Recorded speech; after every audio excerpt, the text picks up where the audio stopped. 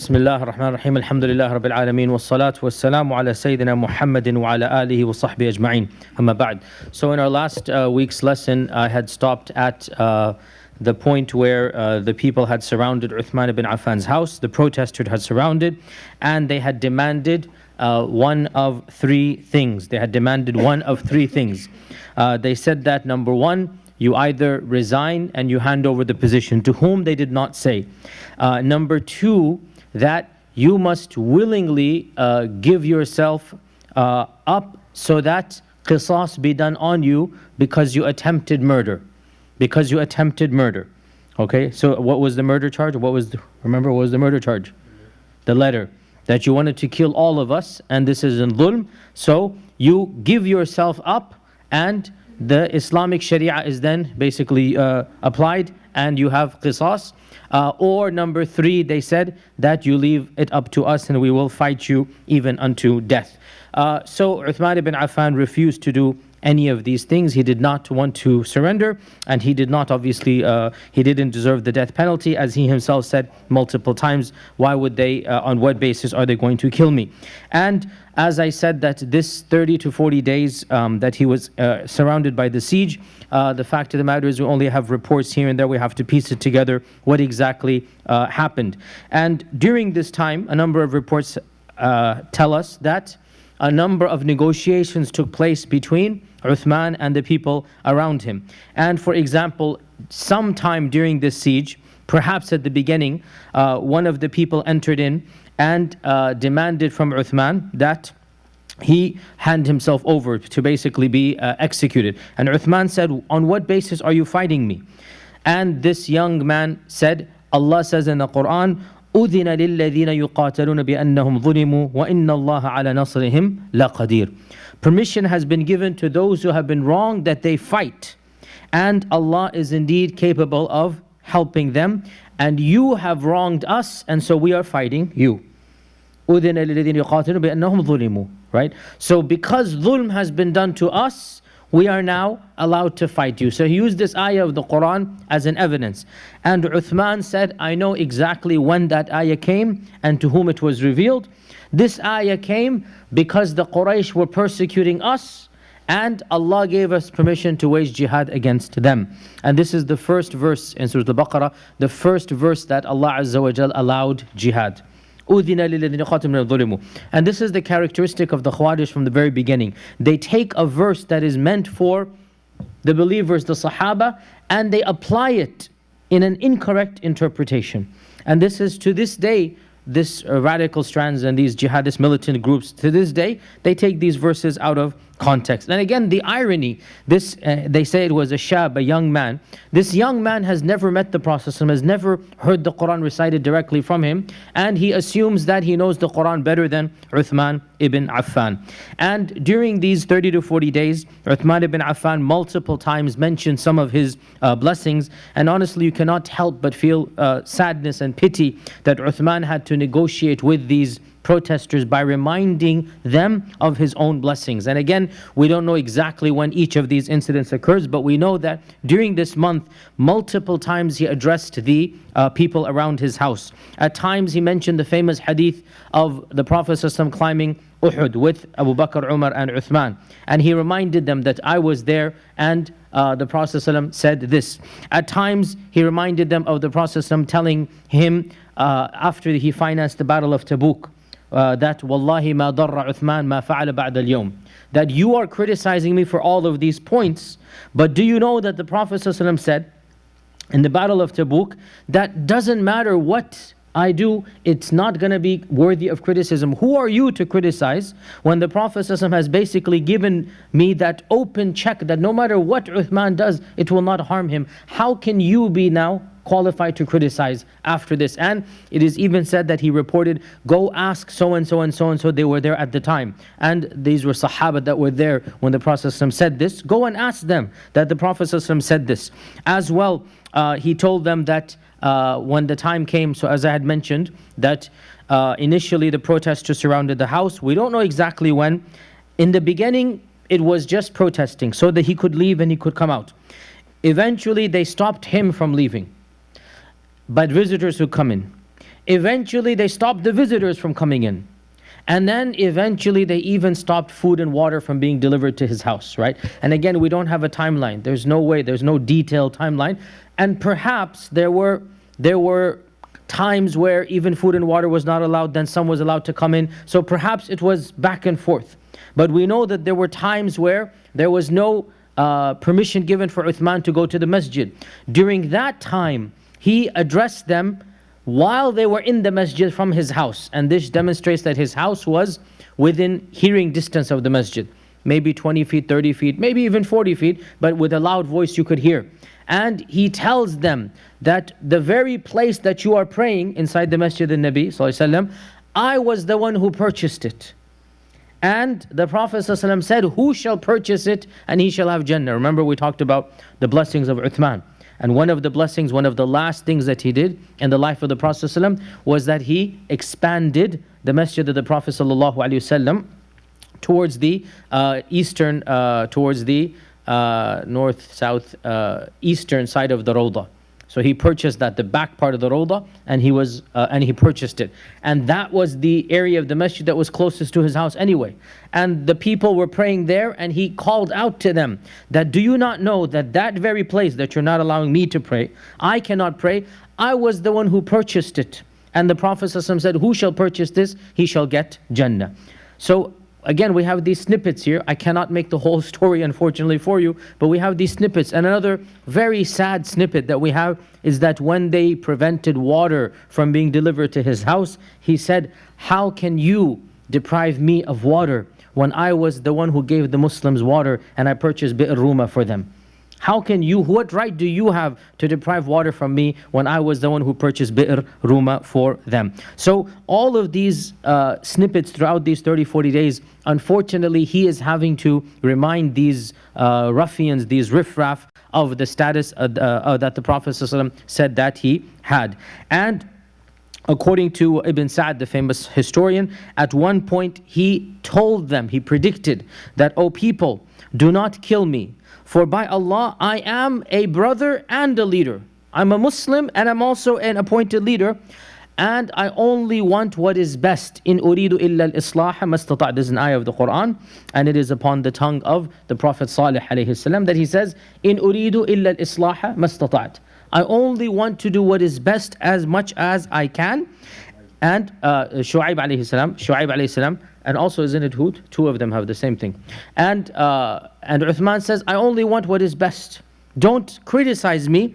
Whether I am right or wrong, I only want what is good, meaning my niyyah is good.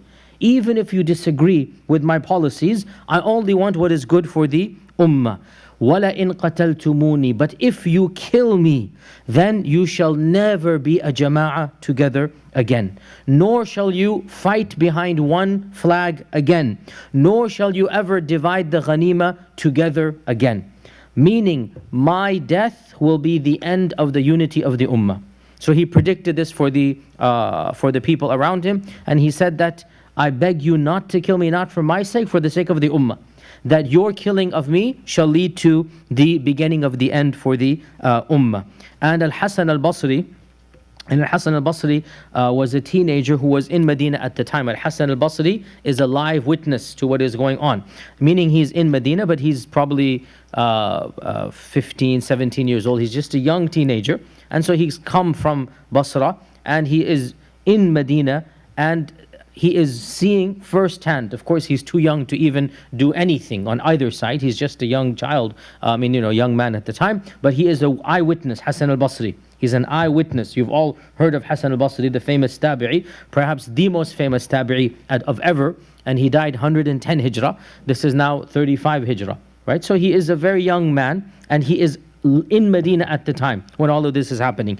And Hasan al-Basri remarks, more than 50 years, 60 years later, he says, Sadaqa Uthman. Uthman spoke the truth. For wallahi, even though we prayed together after him, our hearts were never united after that. So Uthman radiallahu anhu predicted that his death would be the beginning of the end of the ummah, and that is exactly what happened. When the siege began, Uthman ibn Affan, as we said, he was allowed to leave, and visitors were allowed to come to his house. And a number of meetings took place about what should be done with these protesters. And Uthman ibn Affan called a number of Sahaba, at times individually, at times as a group, and asked them what is to be done. And of the first of the Sahaba he reached out to was Abdullah ibn Salam. And Abdullah ibn Salam is now a very, very elderly man. He was, of course, he has witnessed everything from the beginning of Medina. He is one of the leaders of the city of Medina because he goes back to pre-Islamic Jahiliyyah as one of the leaders. He was the chief rabbi of the Yahud before the coming of the Prophet ﷺ. So he is now a Madani, through and through. And he is now one of the senior people of the city.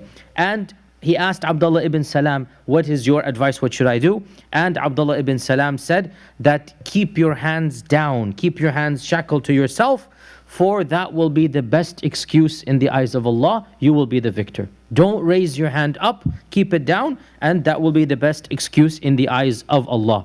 And I already told you what Ibn Umar and others advised him, that for how long will you live? What is the point? Suppose they were to attack, what will be the case? What will be the max? They will kill you. Suppose you get rid of them, how will you live forever?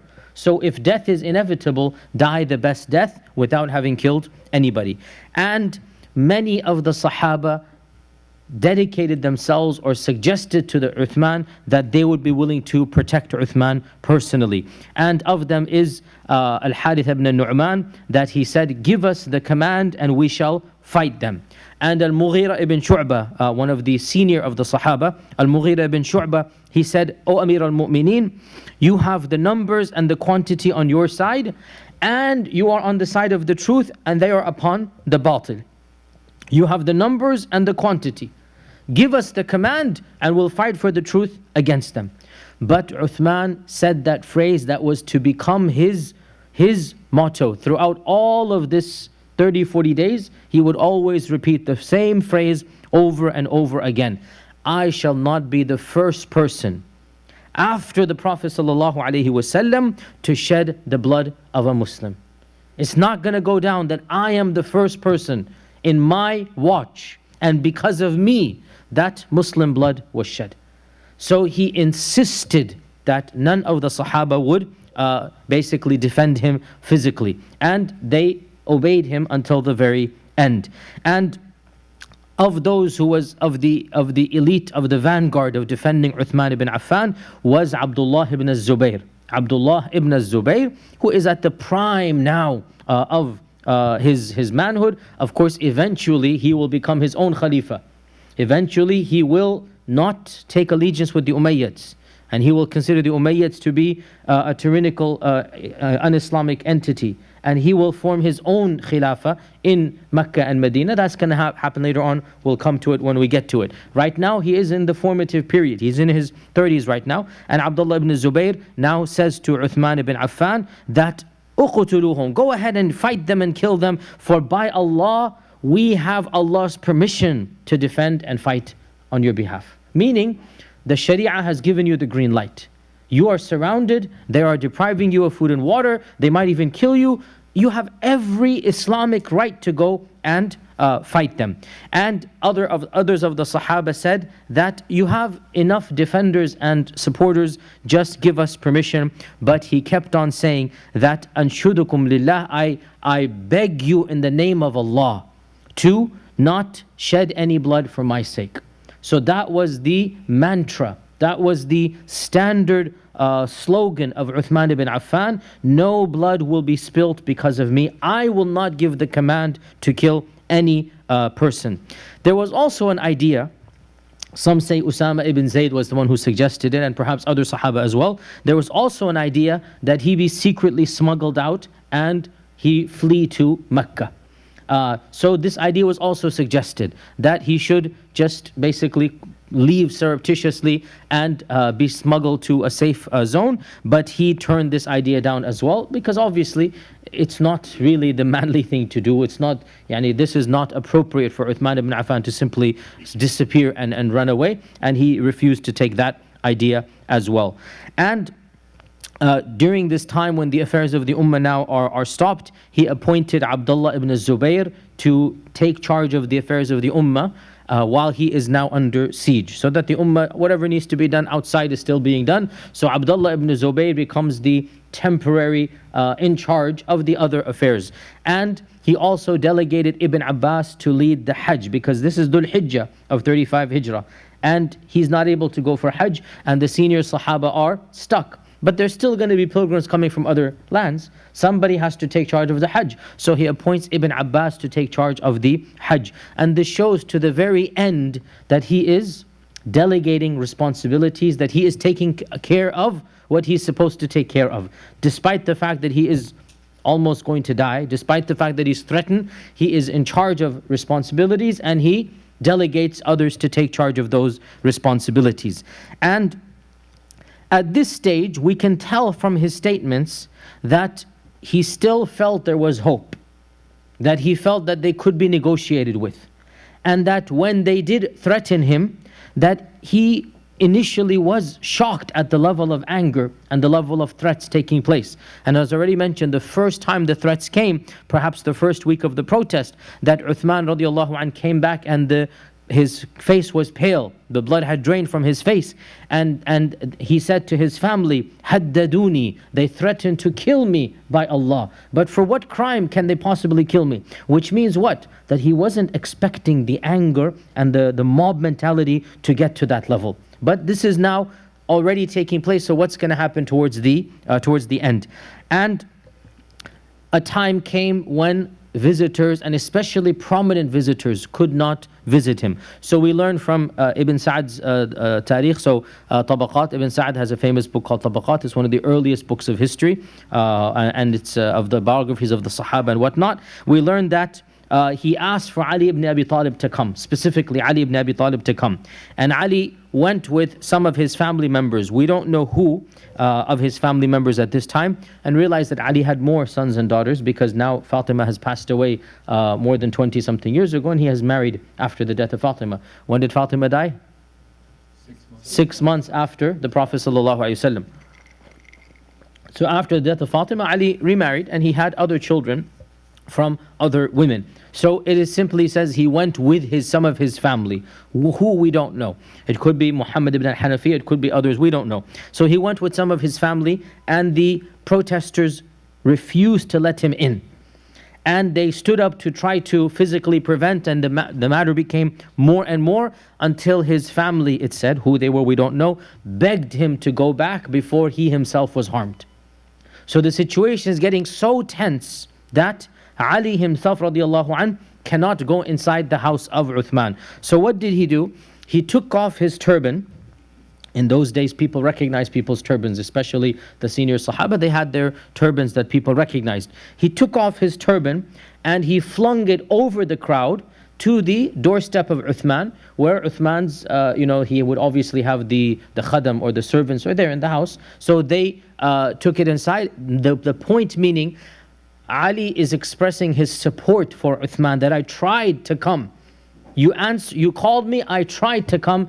I'm not able to come. So whatever token like I can support you with, this is my turban at your service. And these types of incidents, and there are so many in number, clearly demonstrate the ludicrous notion that Ali radiallahu anhu was sympathetic to the killers. It's really nonsensical. Over and over again we can see Ali radiallahu anhu is not on the side of the killers, astaghfirullah. Rather, he is defending Uthman from the very beginning.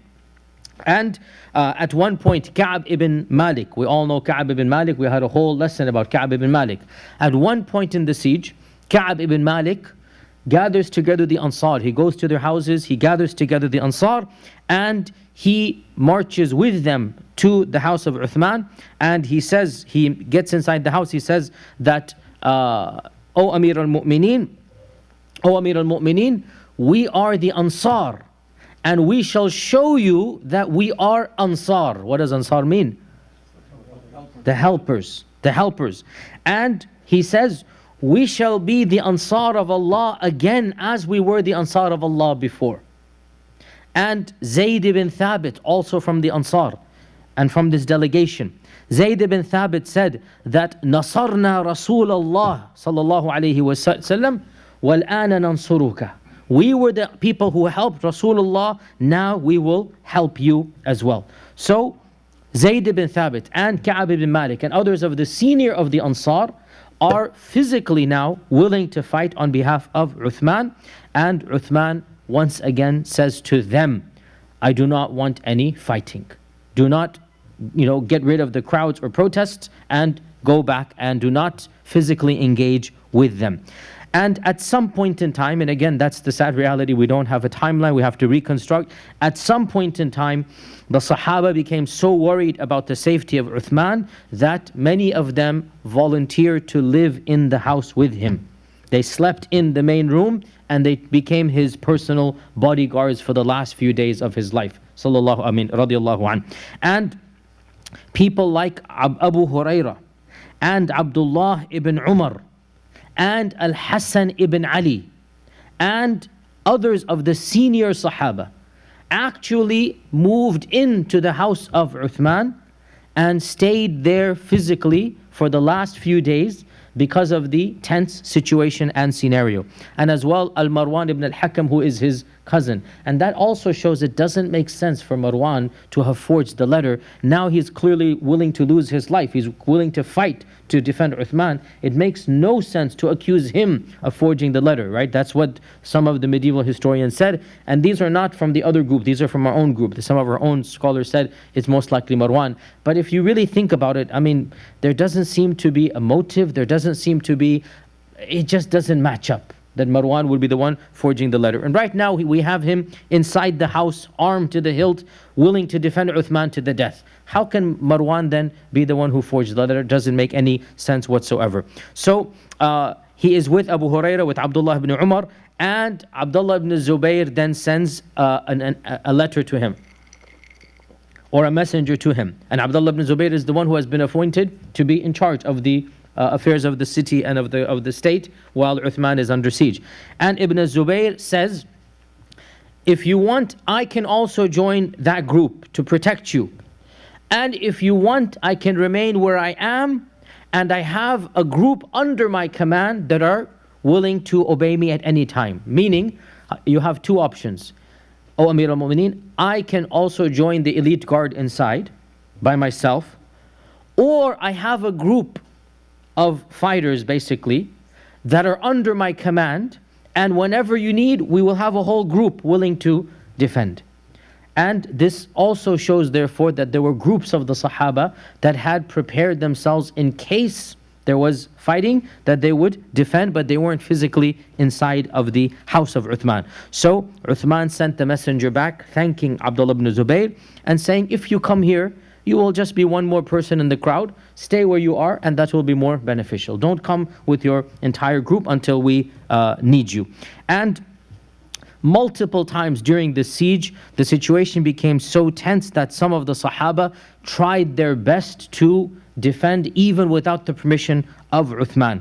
And especially amongst them was Abdullah ibn Umar and Al-Hassan ibn Ali. These two, and the both of them were of a young age, and Al-Hassan is younger than Ibn Umar, but they're both in their, Al-Hassan ibn Ali would now be 30 years old, around a little bit 30, late 20s, early 30s, and Ibn Umar would be early 30s. They're both basically at the prime, and these two attempted multiple times to get Uthman permission to go attack the protesters outside. And in fact, it is narrated that Ibn Umar came one time armed with his body armor, with his suit of the cloak of armor on, and with his weapons, and he came to Uthman, and he asked Uthman that let him go out and fight. And the same for Abu Hurairah radiallahu anh, it is reported that Abu Hurairah as well came to Uthman armed to this hilt. And Abu Hurairah is not a young man. Abu Hurairah by now must be around 60 years old. And Abu Hurairah is coming, and he is also armed to the hilt, and he is saying, now is the time to fight. How long are you going to not fight? So this shows this is towards the end of the siege, and a number of Sahaba are attempting to prompt Uthman by doing what? By coming already armed and saying, let us go fight. So Uthman said to Abu Hurairah that, would you be happy if you killed me and all of humanity? And Abu Hurairah said, of course not. So then Uthman said, and didn't Allah say in the Qur'an, what does Allah say? Whoever kills one person, it is as if he has killed all of humanity. فَقَأَنَّمَا قَتَلَ النَّاسَ جَمِيعًا. So this is Uthman's slogan. How can you kill anybody? If you kill one person, it's as if you've killed me and all of humanity. How can you do this? So he managed to calm down Ibn Umar and Abu Hurairah, and nobody was able to basically defend Uthman because Uthman insisted on it. And the point, of course, arises that why was he so adamant about not fighting back? Why was he so adamant? And our scholars say that perhaps there were a number of reasons. First and foremost was the knowledge that the Prophet himself had directly given him, that he is going to die a shaheed, and that he will be suffering certain problems at the hands of zalim people. Remember, there was a hadith we quoted at the beginning when we talked about Uthman ibn Affan. We mentioned that the Prophet ﷺ said that you're going to be tested, there's going to be balwa tusibuhu, there's going to be issues taking place. Also, because the Prophet ﷺ explicitly told him, Allah will give you a shirt and others will try to snatch it away. When they try to snatch it away, do not give them that shirt. And Uthman understood clearly that now this is what's happening. And as well, because, and this was his main point that he verbalized, he did not want to be the one who began to shed the blood of the ummah. He did not want to go down in history, in legacy, meet Allah on the Day of Judgment, to be the first Muslim who commanded the shedding of another Muslim's blood. We realize this never happened Abu Bakr, Umar's time, and throughout Uthman's time, there has never been a battle between the Muslims. And it is unheard of at this point in time. Unfortunately, we all have heard of it all the time. We still see multiple Muslim nations fighting other Muslim nations. And in fact, throughout all of our lives, this has always been happening. And it will always happen. It's one of the realities of the qatl of Uthman. We are still suffering from the consequences of Uthman's massacre to this day. Because that's what the predictions are. When this door is broken, it will never be shut again. When this door is broken, it will never be shut again. So, the reason why Uthman refused to undertake any course of action was because he realized this was the only way. Even if it meant his death, there's nothing else to be done. And as well, there's a beautiful hadith in Musnad Imam Ahmad that demonstrates how difficult this time was.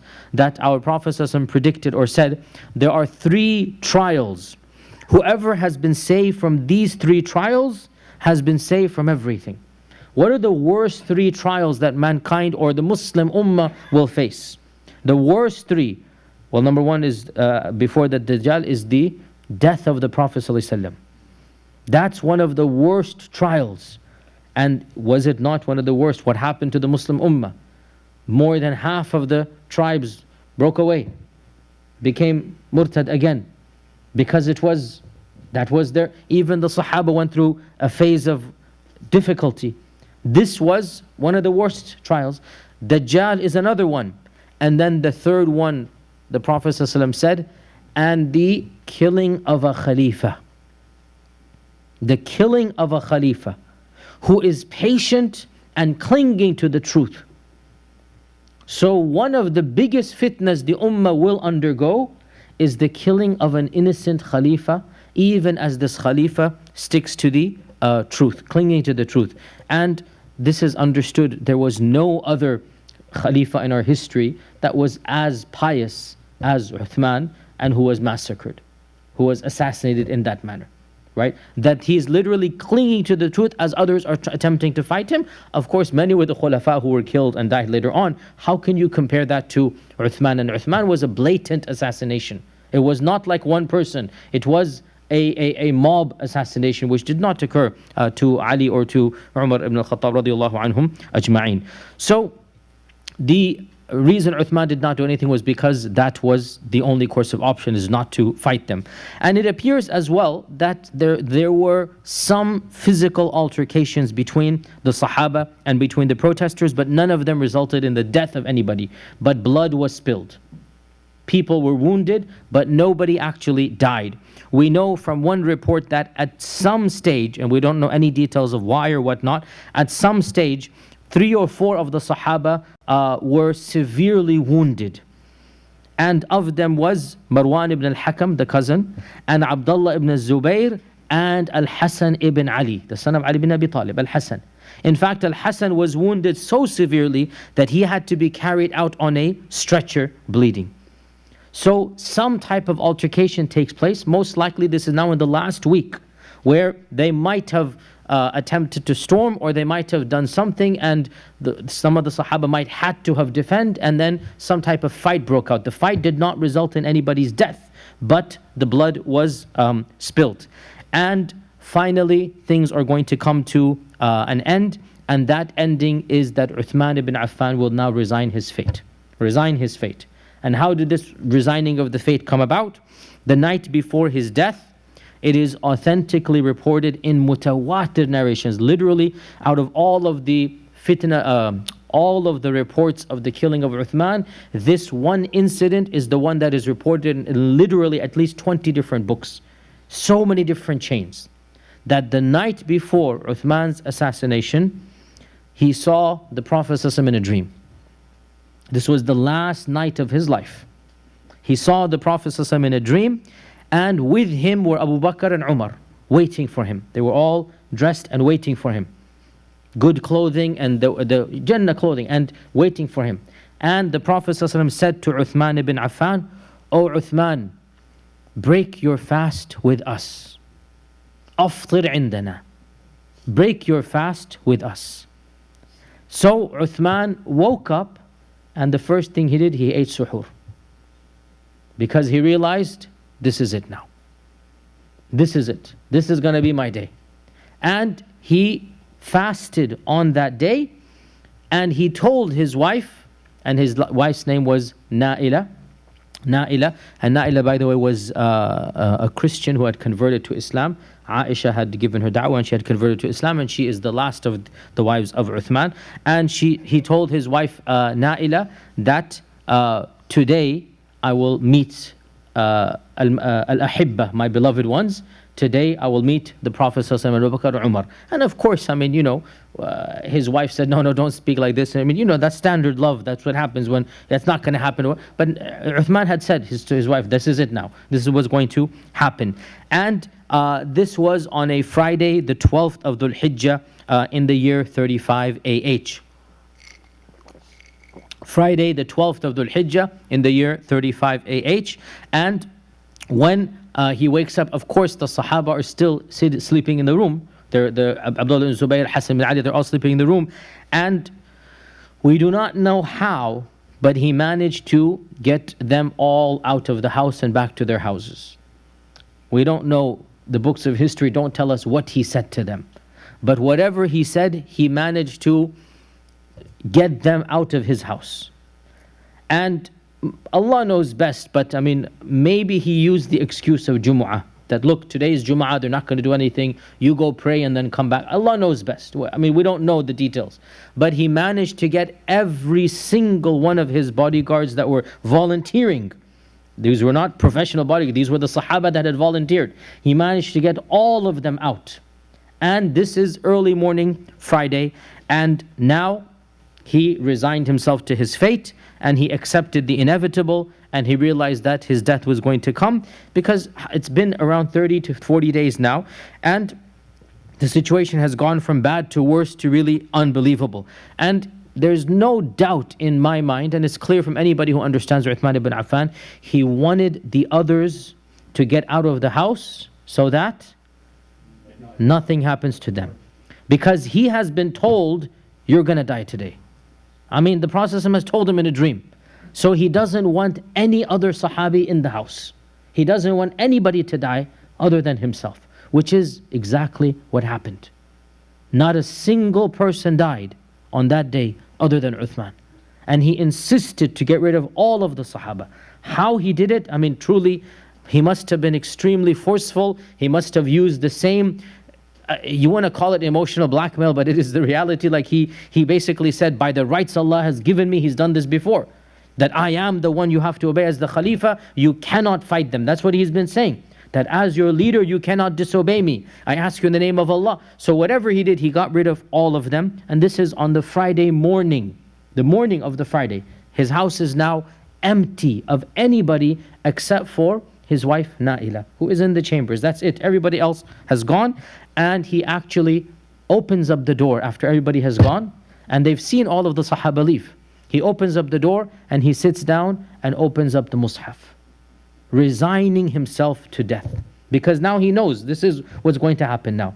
And he begins to recite, and the books of history mention again a few anecdotes, a few incidents, even of the very end. Unfortunately, we don't have a timeline who amongst that crowd is going to report, the details. All that we know is that it was only a matter of time before the people outside realized that the house is completely empty, that the Sahaba have left, and this is the time now to act. They've been outside 30, 40 days. The mob mentality has taken them over, and small groups began to come in until everybody now is inside of his room, and they began to manhandle him, they began to mock him, they shout him, they surround him, they hold on to his beard, which was something that they did as a matter of disrespect, to hold on to somebody and to mock him and whatnot. And finally it is said the first person to physically hit him was a person by the name of Ruman al-Yamani. He raised a long stick and basically put it down on Uthman ibn Affan, and that opened up the door for the others to basically come and literally, subhanAllah, I mean, Uthman at the time is 82 years old. He's not wearing anything other than the shirt, no armor, he has no weapons on him. I mean, what type of mentality must you be to surround an 82-year-old man who is one of the greatest of the Sahaba? I mean, wallahi, you just try to visualize, and you cannot even see what type of people this must be to do this. And they are mocking and whatnot. And finally, it is said that one of them raised up a sword and he lowered it on Uthman. And this is human fitrah. I mean, even to the end, you're not going to commit suicide by letting them kill you. He puts his hand up to the very end, because this is Islam. Unlike what the suicide bombers do, you don't just sit there even as you know you're going to die. Still, you put up a fight back. He put his hand up, and that's when his hand got cut off. And this is the famous story that is reported in many early books, that the blood spurted onto the Mus'haf.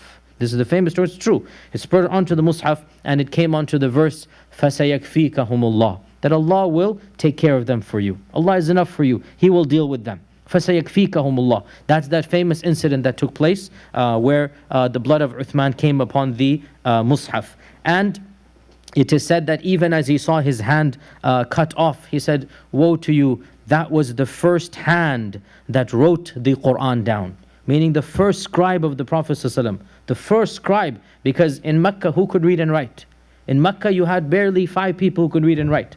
And Uthman was one of the first to write down the Qur'an. And with that hand now, he has now been basically, his hand has been cut off. And of course, the famous story as well took place here that Naila, his wife, was screaming from behind, and she attempted to protect Uthman as well. And as she stuck her hand out to stop the blow, so her entire hand as well, but this is another blow, cuts her hand off. So she was without her 5 digits for the rest of her life, because it was cut off completely by one of the blows.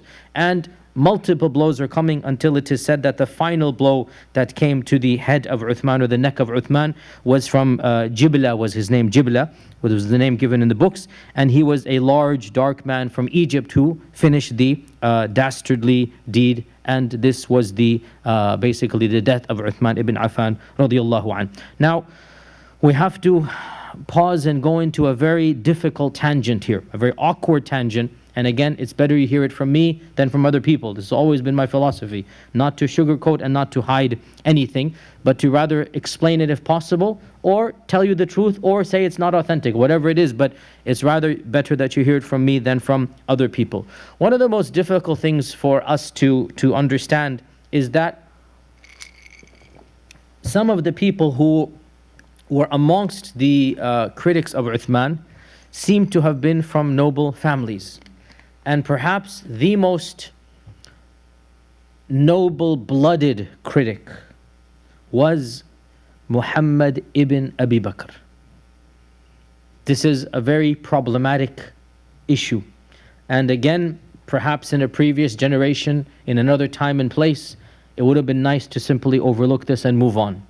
But the world that we live in, you cannot keep secrets anymore. And if you don't hear it from me, you're going to hear it from other people, and their interpretations are going to be much more sinister than the truth. So it's better that this is heard from me. Now, who is Muhammad ibn Abi Bakr? And out of all of the people in the crowd, Muhammad ibn Abi Bakr is the one that has the highest lineage.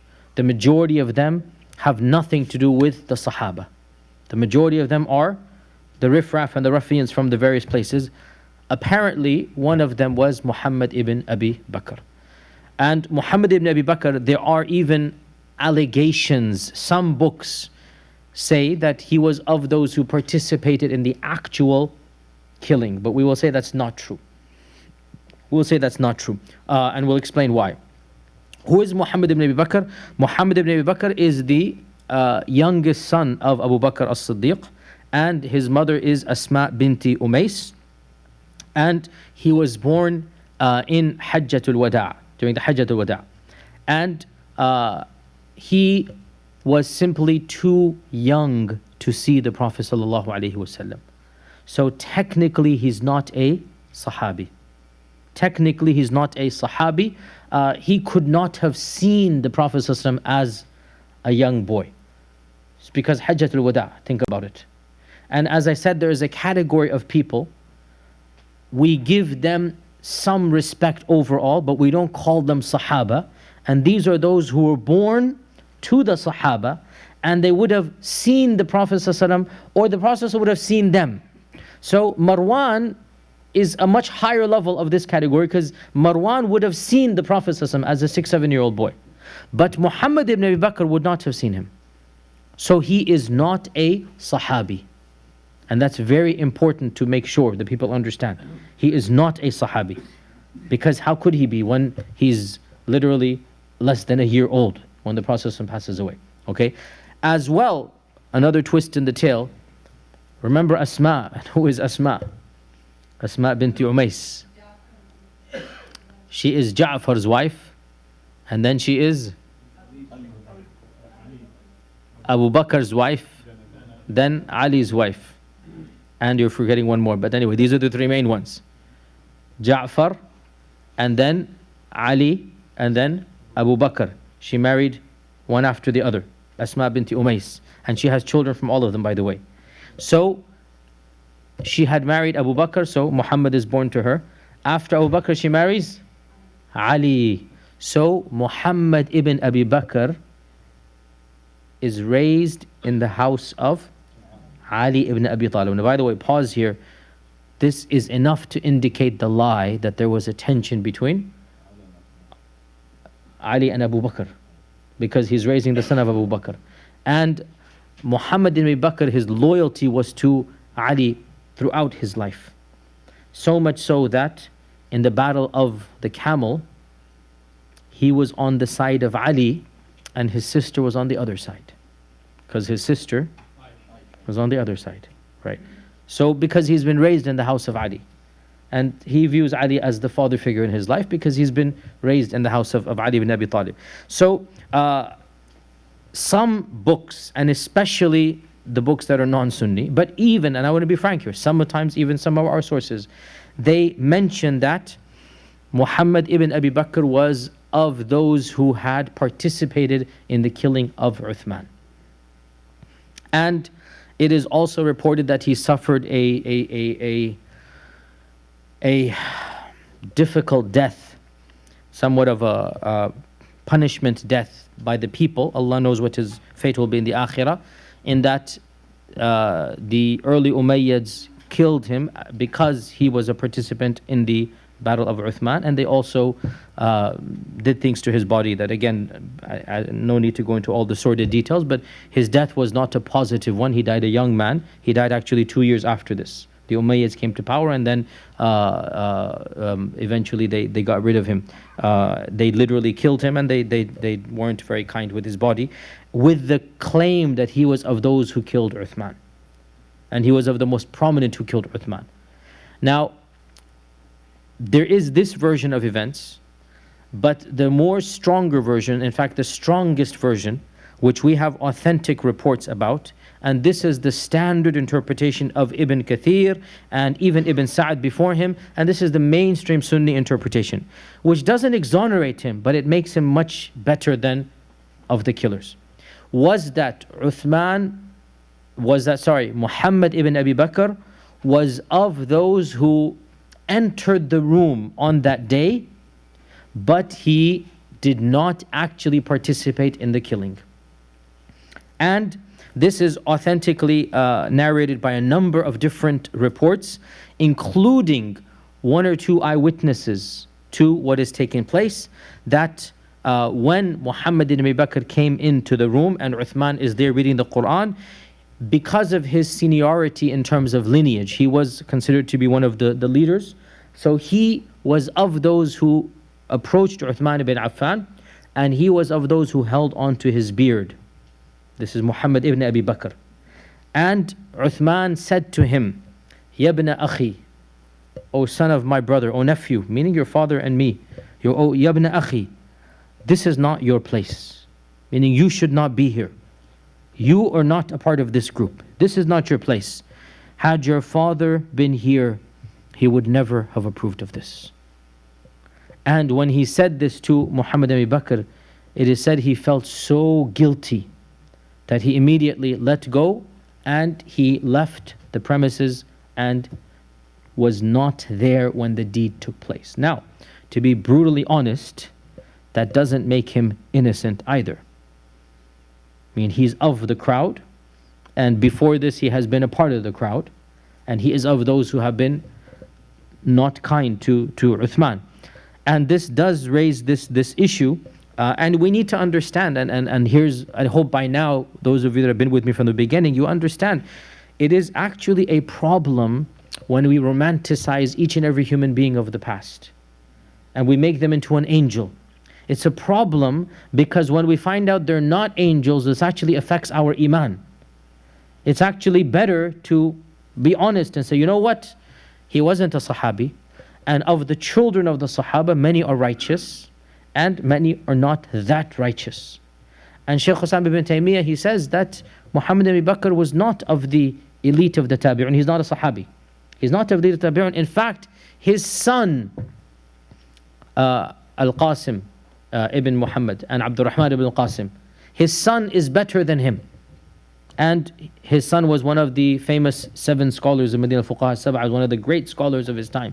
So this is the grandson of Abu Bakr, was one of the senior scholars of his time.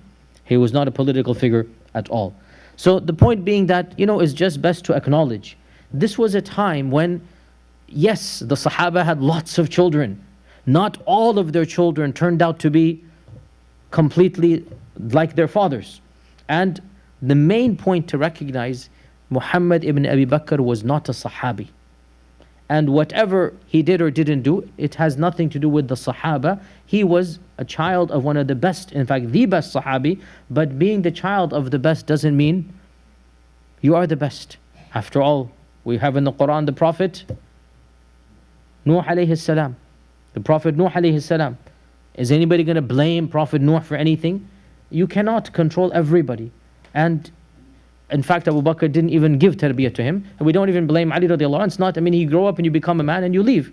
And now he's not like living in the house of Ali anymore. He's a full-fledged man now. He's 36 years old now at this point in time. He's not as if he's a child living in the house of Ali. He's his own independent man. And he has made up his mind for whatever reason. And I have explained in 2-3 weeks ago that there were some Sahaba who were critical of some of the policies of Uthman, but they never joined the side of the killers of Uthman. And this is something that is very explicit in our tradition. Al-Hasan al-Basri, again back to the one who is one of the most authentic narrators and scholars alive, who's an eyewitness. Al-Hasan al-Basri was asked many years later, did any of the Sahaba participate in the killing of Uthman? Did any of the Sahaba participate in the killing of Uthman? And Al-Hasan al-Basri says, Hasha lillah, which is like astaghfirullah, astaghfirullah. They were nothing but the scums and riffraffs. These were the ruffians. The people who killed Uthman had nothing to do with the Sahaba. That for us is the key point. And even Muhammad ibn Bakr, at least he wasn't there and did not participate at the end. What he did before, between him and Allah.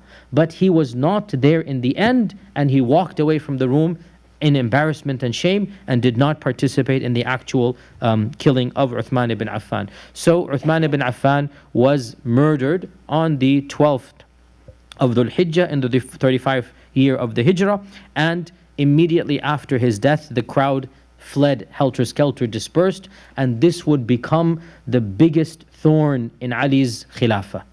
What to do with the qatala of Uthman? Because how many are they? In the hundreds or maybe thousands. And not meaning the people in the room, but basically the people that were surrounding, the protesters. And how many tribes have they loyalties with? That's basically almost 1/3 of the ummah if you look at the people's tribes.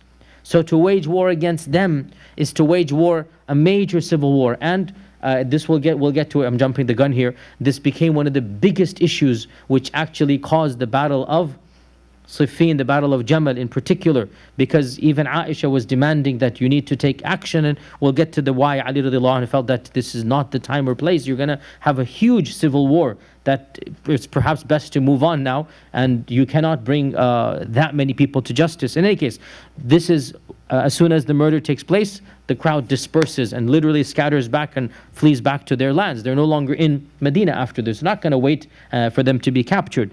And Uthman ibn Affan, the janazah was prayed over his body in his own house.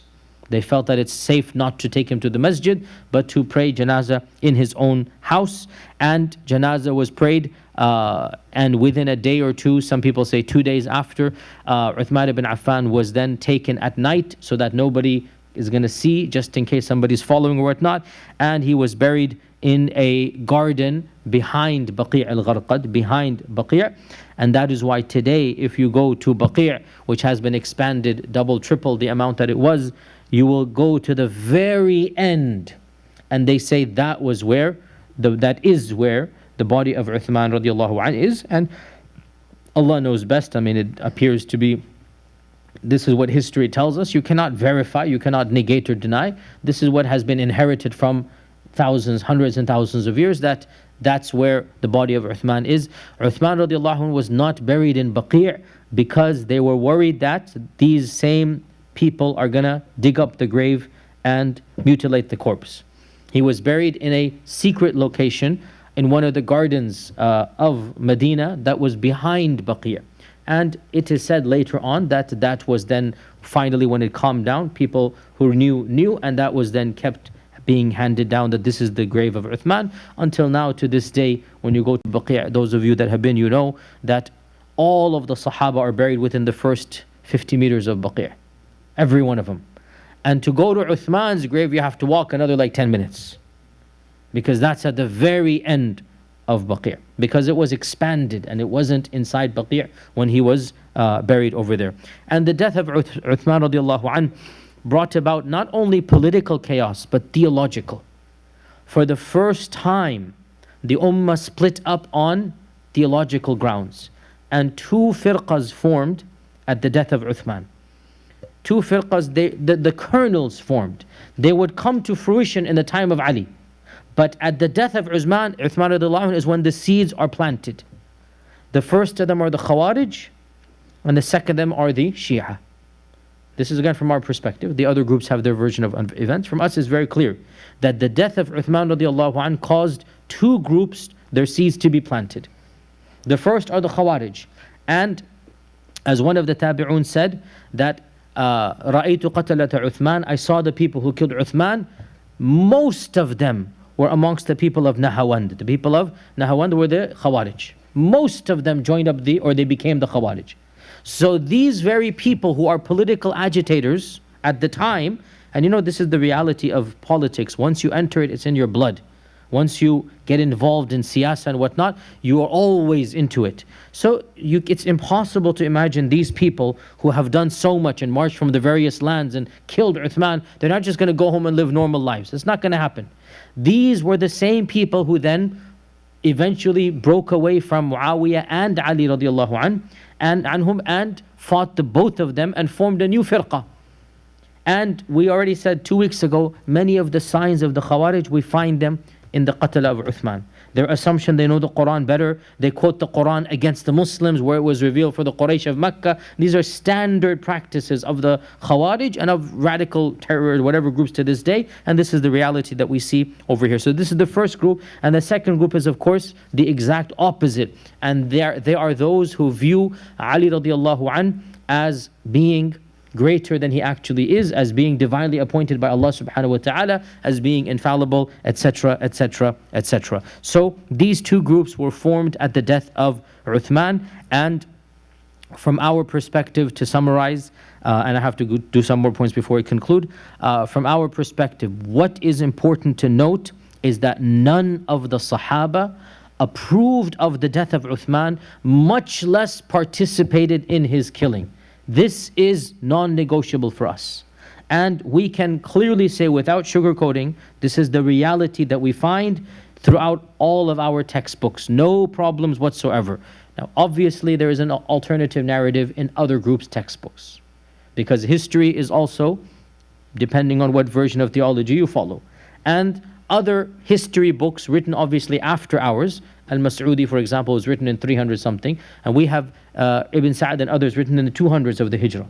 Our history books are the earliest, obviously, and understandably. Their history books go back to 300, 400, 500 Hijrah. We have history books predating in the second and the century of the Hijrah.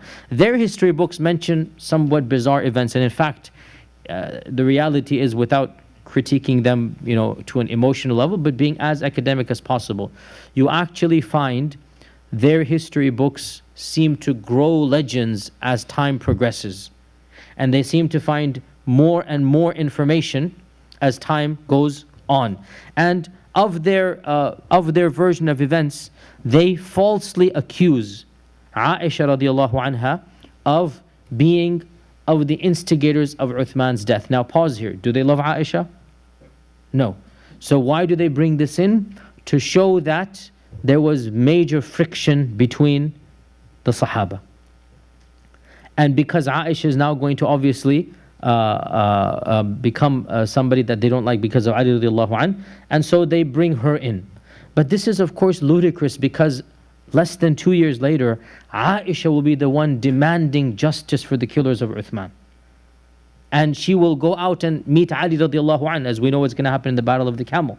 So the claim that she was happy at the killing of Uthman is ludicrous. To say that she was the one who instigated does not make any sense whatsoever. So we say this is simply ridiculous. It's not found in our narratives.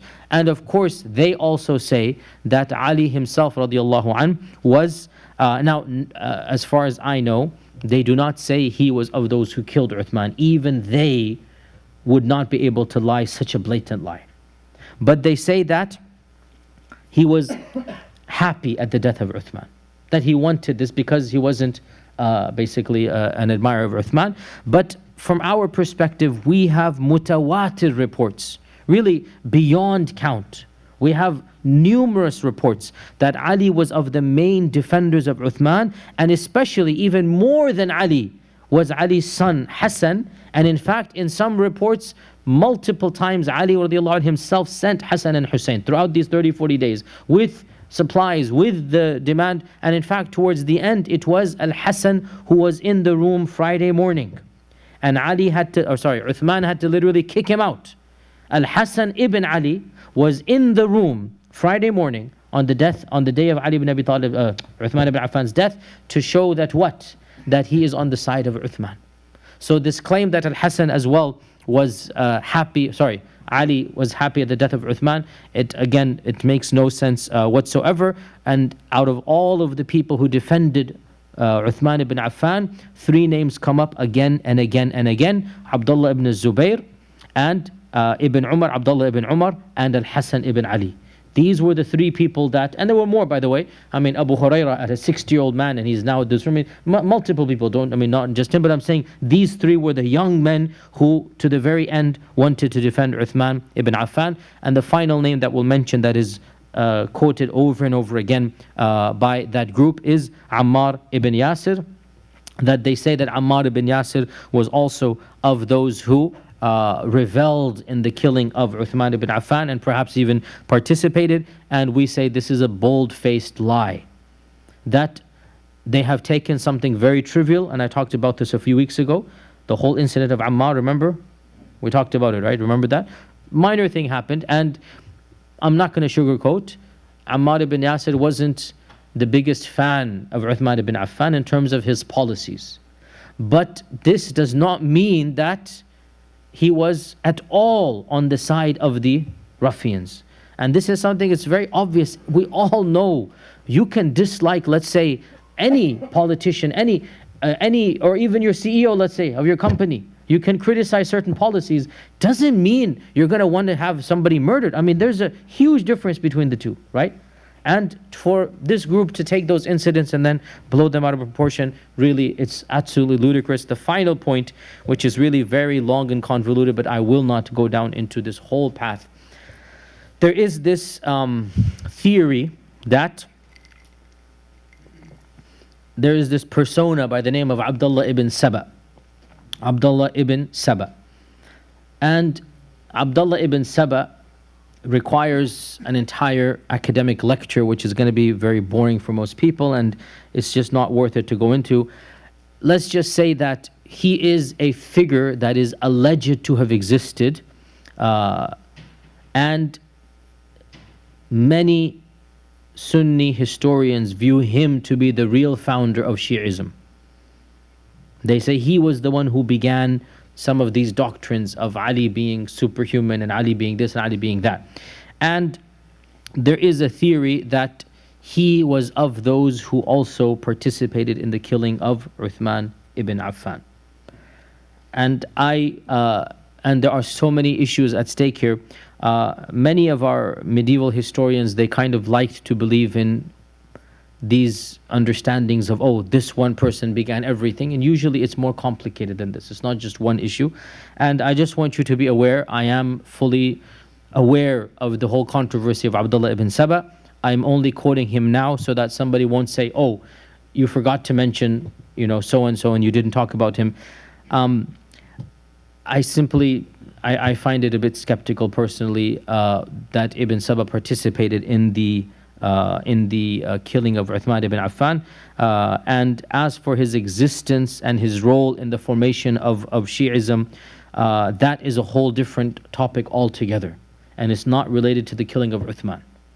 That's a whole different topic. And even if he existed, Shi'ism developed from multiple sources, not just one source. And it is not accurate to say the entire trend of Shi'ism goes back just to one person. That's simply not correct. Even if he existed, I'm not denying he existed, even if he existed, then certain things can be attributed to him, but the trend of Shi'ism is beyond one person. And there were many factors at play, and perhaps this person might have added some factors, but he definitely is not the source of the entire trend. And I do not believe that he had anything to do with the killing of Uthman ibn Affan because it's predating him. He will come, if he does come, a few years after this. So just wanted to put that as a footnote so that nobody can say that, oh, I was not aware of this. I know I have read enough to know that I have an opinion about the issue, and that is that I don't think he's a part of the story, which is why I didn't make him a part of the story. I just wanted to put that footnote there in the end. And with that, we only have one lesson left about Uthman ibn Affan, and that is the ahadith that he narrated. The ahadith that he narrated, we'll take a selection. He has a lot of ahadith, more than Abu Bakr and Umar. Obviously, why? Because he lived much longer, and he lived at a time of peace the first 6 years, and he's narrating throughout his life, and he dies the oldest, 82. He is the oldest of the four Khulafa to die. So, inshaAllah ta'ala, we will have the halaqah, but next week I will be out of town, so we will take a break. It's a spring break for us. I'll be out of town. Inshallah, the week after that, 2 weeks from now, we will do the ahadith of Uthman ibn Affan.